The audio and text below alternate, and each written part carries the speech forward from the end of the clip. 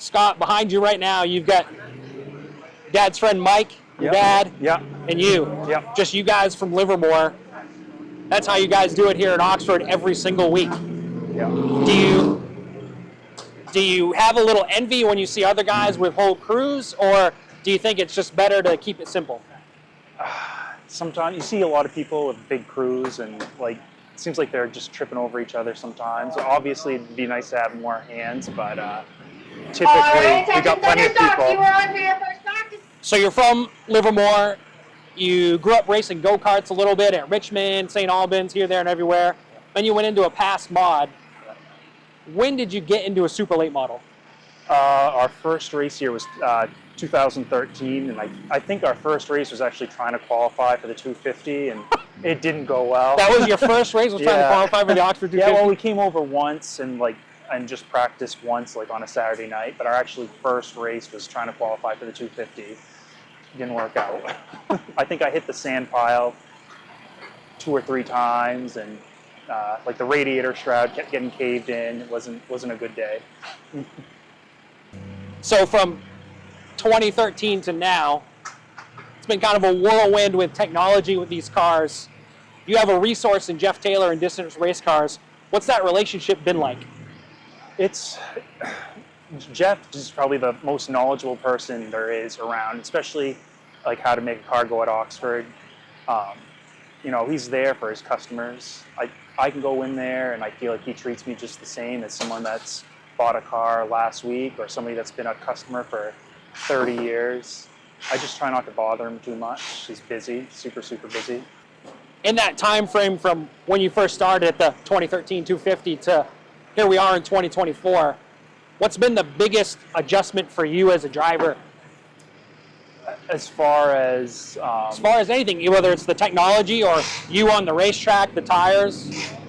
Well, I mean, everyone says it, but the competition just never, it always is improving better, more and more. Like even back then, like we were one of the slow cars in 2013 and we were probably like, half a second off.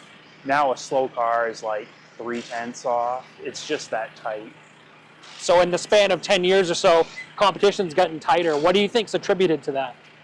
Well, I mean, a lot of it is like PASS is really good about they don't mess with their rules too much. I think that's why you see good car counts most places.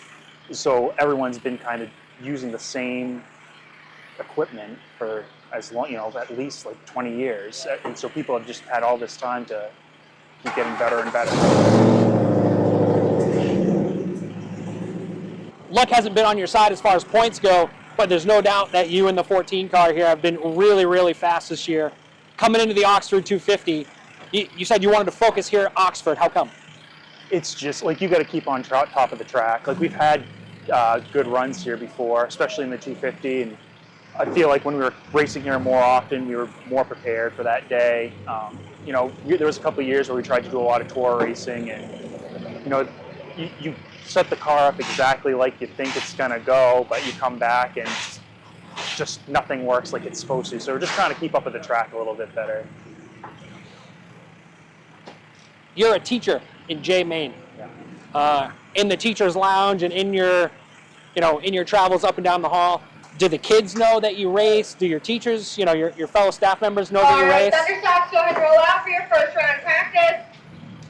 Yeah, so there's some teachers there that like they know exactly what I'm doing. Like they grew up around the track, and maybe their dad raced at some point. But then there's some people that talk to me and like, all right, Rebels, you are up next. If I say I have a race this weekend, Rebels, you are up next. They're like, 5 minutes. what kind of race? Or they think I'm running or something like that. And the kids, it's a mixed bag too. There's some kids that know about it and they think it's really cool, and some kids have no clue what a race car even is. What's it like with you, your dad's friend Mike? What's that experience and that feeling like when you roll back into your pad and you qualified for the Oxford 250 just as a small team? It's huge. Like we all try to not be too emotional. Like we're all kind of try to stay pretty straight faced, but you can just kind of tell by people's, it's pretty subtle, their looks, how excited they get. Especially that first one, or not the first one, but There was one we qualified, and we were going to start third for the 250, and that was, when we came back, it was like, this is about as excited as anybody's going to get.